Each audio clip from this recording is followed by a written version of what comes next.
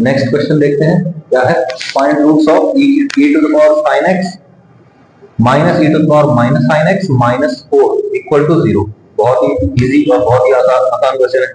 क्या कह रहा है देखो, e की पावर sin x ये क्या है 1 बाई e की power sin x।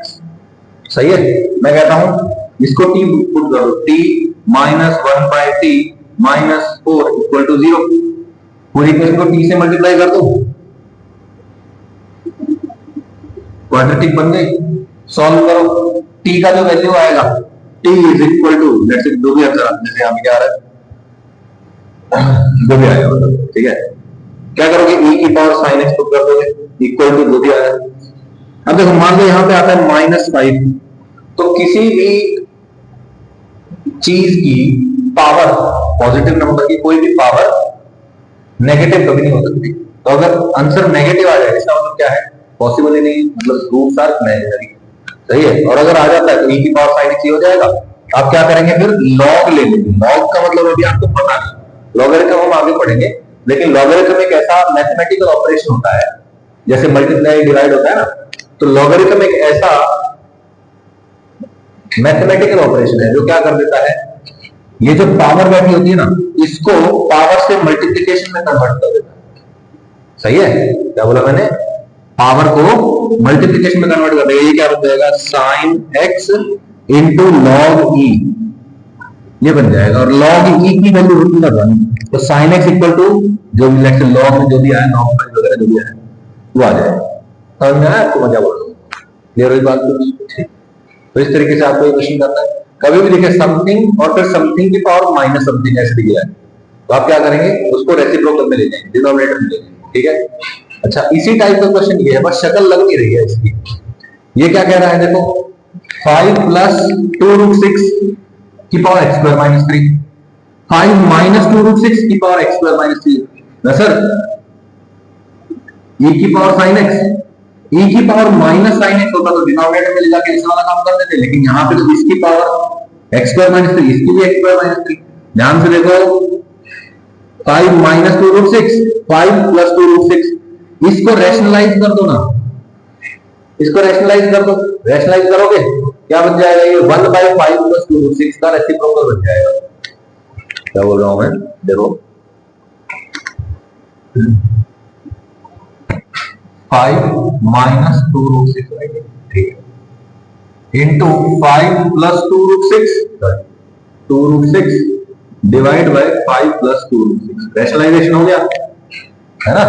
Okay, a minus B into A plus B क्या होता है, A square minus B square, तो ये क्या बन जाएगा बताना, 5 स्क्वायर माइनस 2 रूट 6 का होल स्क्वायर बन गया, डिवाइड बाय ये क्या बन गया 5 प्लस 2 रूट 6, ये क्या है 25, ये क्या है 2 का स्क्वायर 4 रूट 6 का स्क्वायर 6, 4 इंटू 6 25 माइनस 24। देखो ध्यान से क्या हुआ है, ये जो है, ये जो क्वांटिटी है ये इसका रेसिप्रोकल है, तो जहां पे ये लिखा हुआ है वहां पे क्या लिख दो 1 बाय 5 प्लस 2 रूट 6, हम लिख देंगे 5 प्लस 2 रूट 6 की पावर समथिंग, फिर 1 बाय 5 प्लस 2 रूट 6 की power something is equal to 10। ये जो डिनोमिनेटर वाली चीज है मल्टीप्लाई कर देंगे, वही वाला काम बनेगा। तो क्या आ जाएगा बोलो, y इज इक्वल टू, मैंने मान लिया ये जो पूरी टर्म ये क्या बन गई y, सही है, तो ये क्या बन जाएगा y plus 1 by y is equal to 10। पूरी इक्वेशन को y से मल्टीप्लाई करो, y square plus 1 minus 10y is equal to 0। y का वैल्यू निकाल लेंगे, फिर जो भी y का वैल्यू आएगा y की वैल्यू को किससे कंपेयर करेंगे, y ये है तो 5 प्लस 2 रूट 6 की power x square minus 3 is equal to something, is equal to something something, वहां से x का वैल्यू। तरीका समझ में आया, तरीका ही जरूरी है। ओके, दोबारा बताने की जरूरत है, तो लास्ट में क्या आंसर आया, x equal two plus minus 2, आ गया आंसर। ऐसे ही करते हैं, x equal two plus minus 2 और x equal two plus minus 2, दोनों आंसर है, कर लोगे। Graph of a quadratic equation. अब हालांकि हम ग्राफ का बेसिक पढ़ चुके हैं, मैंने आपको बताया था कि अगर a का वैल्यू पॉजिटिव है तो हंसता हुआ ऐसा वाला शेप का बनेगा, a का वैल्यू नेगेटिव है तो रोता हुआ बनेगा। सही है, अच्छा, ये डेरिवेशन वही है, क्या बोला मैंने, y इज इक्वल टू ये, देखो क्वाड्रेटिक इक्वेशन है, क्वाड्रेटिक का कैसे बनता है ग्राफ, पैराबोला, तो it is a parabola. Parabola की शेप कैसे होगी, मैं आपको पहले एक और कंसेप्ट पढ़ाता हूं, ओरिजिन शिफ्टिंग। क्या बोल रहा हूं, ओरिजिन शिफ्टिंग का एक कंसेप्ट होता है। ये मेरा एक्स वाई एक्सिस हो गया, यहां पे कौन है, 0,0। अब मान लीजिए कि मैंने एक नया कोऑर्डिनेट सिस्टम क्रिएट कर दिया, ठीक है, इसी प्लेन में एक नया कोऑर्डिनेट सिस्टम है जहां पे ये है नया एक्स एक्सिस और ये है नया वाई एक्सिस। ये हो गया पुराना एक्स, ये पुराना वाई, ये नया एक्स और ये नया वाई। और इस नए एक्स और नए वाई का जो ओरिजिन है वो पुराने वाले के हिसाब से h, k पर लाई कर रहा है। क्या बोला मैंने, इसका जहां पे h, k पॉइंट था, जैसे 5,4 था, 3,2 था, वहां पे नए सिस्टम का ओरिजिन है। तो अब मैं क्या कर सकता हूं, मैं पुराने वाले को नए वाले में कन्वर्ट कर सकता हूं। कैसे कर सकता हूं मैं कर लिख सकता हूं y, जहां पे लिखा हुआ था जैसे y is equal to X square type का लिखा हुआ था कुछ, तो मैं क्या लिखूंगा, y is equal to y dash minus k और x is equal to x dash minus k, ऐसे लिख सकता हूं। क्या बोला मैंने, पुराना इज इक्वल टू नया minus k, x is equal to नया माइनस h, k है ना, तो यहाँ पे h है, x में से h कोऑर्डिनेट करेगा, सही है। ये ऐसे होता है कन्वर्जन। क्या बोला मैंने, ओरिजिन शिफ्ट हो गया, ओरिजिन कहीं और चला गया, ठीक है ना। तो मैं क्या करूंगा, x की जगह x माइनस h और y की जगह y माइनस k, ठीक है। जैसे मैंने बोल दिया ये है किसका graph, y is equal to X square का ग्राफ। अब इसी सिस्टम में मैंने एक नया x और y कोऑर्डिनेट डाल दिया, x और y डाल दिया मैंने, नया एक्सिस। इसके नए ओरिजिन के हिसाब से ये तो कुछ और ही बनेगा ना। बोलो, मैं कहूंगा कि ये जो पॉइंट है ये अब यहां चला गया है, तो इक्वेशन चेंज हो जाएगी। इक्वेशन कैसे चेंज हो जाएगी, y की जगह कुछ आ जाएगा y डैश माइनस k और x की जगह क्या आ जाएगा, x डैश माइनस, इस तरह का। समझ में आया, क्लियर हो रही है बात, ओके। अब मैं कहता हूं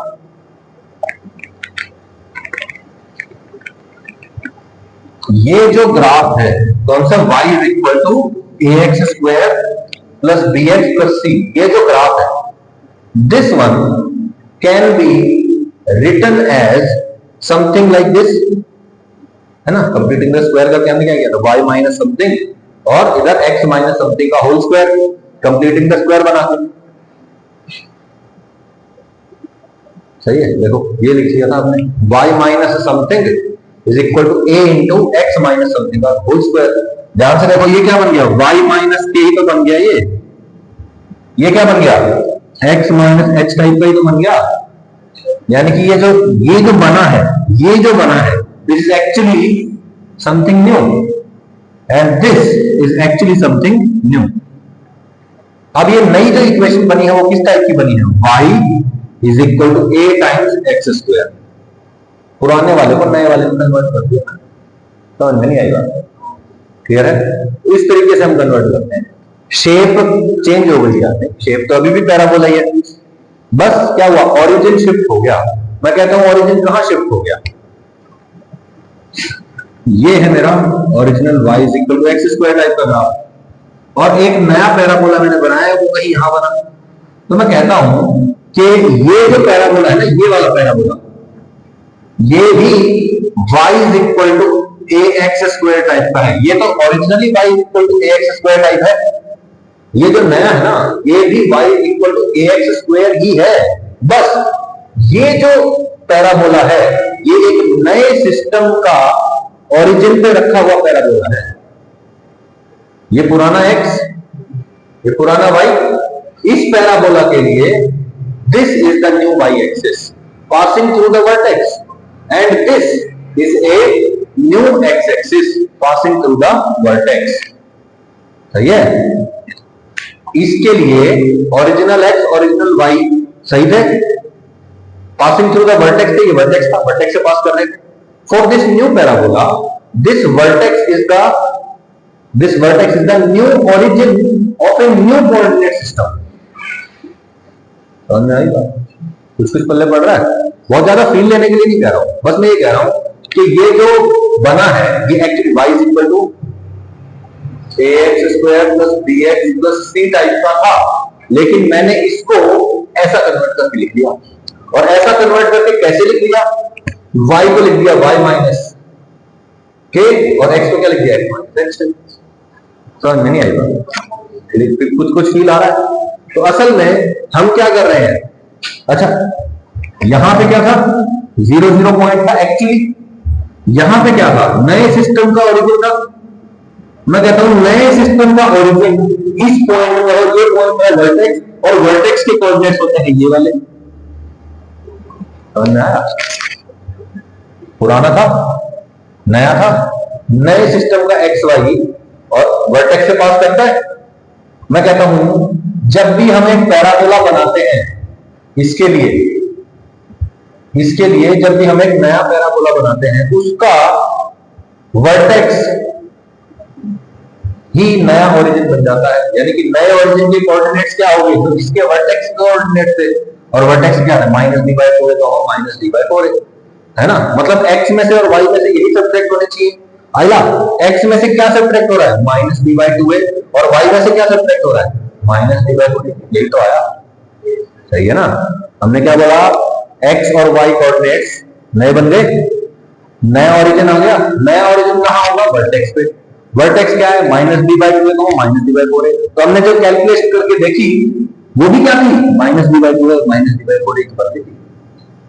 कुछ फीलिंग आ रहा है, कुछ आ रहा है, बहुत बढ़िया लग रहा है, सही है। नो नथिंग है क्या?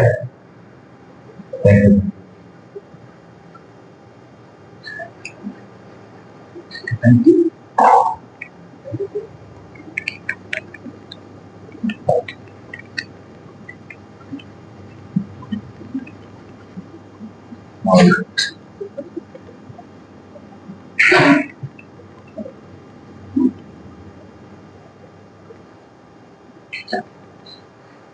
ऑलराइट, सही है, क्लियर हो गई बात। तो नए पैराबोला के लिए ओरिजिन कहां शिफ्ट हो जाता है -d/2 -d/4 which is the vertex of the parabola and it then behaves like a parabola only। सही है। अगर a greater than 0 है तो क्या बनेगा भाई, अपवर्ड पैराबोला। हम पढ़ चुके हैं ये बात, सही है। a greater than 0 तो मुखड़ा याद है ना, मुखड़ा करा था। और a less than 0 है तो दुखड़ा, है ना, डाउनवर्ड पैराबोला, है ना, ठीक है। अगर d greater than 0 है तो रियल रूट्स आए थे, रियल रूट थे कितने, दो रूट्स थे, मतलब जो एक्सप्रेशन है उसकी वैल्यू दो जगह 0 बन जाती है। दो जगह 0 हो जाना मतलब y एक्सिस के अलोंग जो वैल्यू y की वैल्यू 0 होगी, मतलब कहां आ गए, x एक्सिस पे आ गए, है ना। तो बोलो दो पॉइंट्स पे क्या करेगा, x एक्सिस को कट करेगा। जब हम देखो कभी भी, बहुत इंपॉर्टेंट बात है ये, कोई भी ग्राफ की इक्वेशन लिखते हैं हम हमेशा क्या लिखते हैं, y is equal to something something something, इस टाइप से लिखते हैं जनरली। बोलो y is equal to ax square plus bx plus c, ठीक है। अब मैं इसका ग्राफ बनाना चाह रहा हूं, एक्चुअली बिल्कुल बेसिक पे चलते हैं, है ना। मुझे बताओ, this is the equation of the parabola. Equation means what, relation between x and y coordinates. मैं अब x का वैल्यू चेंज करने लग गया, इस पूरे की वैल्यू चेंज हो जाएगी। x की वैल्यू मैं चेंज कर रहा हूं, इसके अकॉर्डिंग y की वैल्यू चेंज हो रही है। बताओ, अगर इस इक्वेशन के दो रूट्स हैं अल्फा और बीटा, तो जब मैं इसमें x की जगह अल्फा रखता हूं तो ये पूरा क्या बन गया, 0, मतलब y का वैल्यू क्या हो गया, 0। बोलो x एक्सिस और y एक्सिस, इस पूरे एक्सिस पे जो पॉइंट होते हैं वो कैसे होते हैं, -5, 0, -2, 0, 0, 0, 1, 0, 2, 0, 3, 0, 4, 0, 5 ऐसे होते हैं। मतलब हर बार इस लाइन पे, यानी कि x एक्सिस पे, what is the y coordinate, 0, always y coordinate 0 हो रहा है। और इस केस में बोलो, ये जब x का वैल्यू अल्फा रखा जाता है तो ये पूरा क्या बन जाता है, y के बराबर, y है 0, है ना। यानी कि y का वैल्यू 0 हो जाएगा, मतलब दो ऐसे पॉइंट होंगे जहां पे ये y axis, sorry x axis से मिल जाएगा। समझ में आया? तो जब भी d ग्रेटर देन 0 है तो रियल रूट्स है, मतलब एक्सप्रेशन का वैल्यू 0 है, एक्सप्रेशन का वैल्यू ही y का वैल्यू है, मतलब वो x एक्सिस पे कट करेगा। कितनी बार? 2 बार। सही। और अगर d का वैल्यू क्या है? लेस देन 0, तो वो कट ही नहीं करेगा। बोलो भाई, अगर d लेस देन 0 है मतलब रियल रूट नहीं है, रूट नहीं है मतलब ये चीज कभी 0 होती नहीं है, ये चीज 0 ही नहीं है तो y की वैल्यू 0 होगी क्या? और y 0 नहीं हुआ मतलब x एक्सिस को कट नहीं किया उसने। सही है? तो जब d ग्रेटर देन 0 होता है तो हमेशा 2 पॉइंट पे कट करते हुए दिखेगा, और जब d लेस देन 0 होता है तो x एक्सिस को कट नहीं करेगा, या तो उसके ऊपर ही रह जाएगा पूरी तरीके से या उसके नीचे ही रह जाएगा पूरी तरीके से। ठीक है ना? अब 2-3 केस बताओ मेरे को, मैं कहता हूं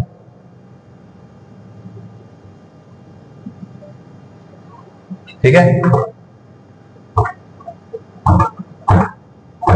पैराबोला नंबर 1 है, ये 2 है, ये 3 है, ये 4 है। ठीक है, मैच द कॉलम एक क्वेश्चन करते हैं। ठीक है, match the columns A B C D। ठीक है, और ये है let's say P Q R S। P Q R S में है पैराबोला नंबर 1 2 3 4। सही है? यहां पे है A greater than 0, D greater than 0, A greater than 0, D less than 0, A less than 0, D greater than 0, A less than 0, D less than 0। बोलिए A PQRS में से किससे मिलेगा, B किससे मिलेगा, C किससे मिलेगा, D किससे मिलेगा? सोचिए और मुझे बताइए। आपके पास 1 मिनट है पूरा सोचने के लिए। ठीक है ना? बोलो। हंसते हुए मुखड़े, रोते हुए दुखड़े, कट करते D पॉजिटिव, कट नहीं करते D नेगेटिव। अब आप खुद से सोचिए, जितना भी हिंट देना था मैंने दे दिया है। आपके पास 2-3 मिनट है, 2 मिनट नहीं, 1 ही मिनट है, 1 मिनट में आप बताइए। लिख लो इसको, नोटबुक में लिखो लास्ट पेज पे। ए के सामने PQRS में से किसके साथ मिलान होगा? ठीक है,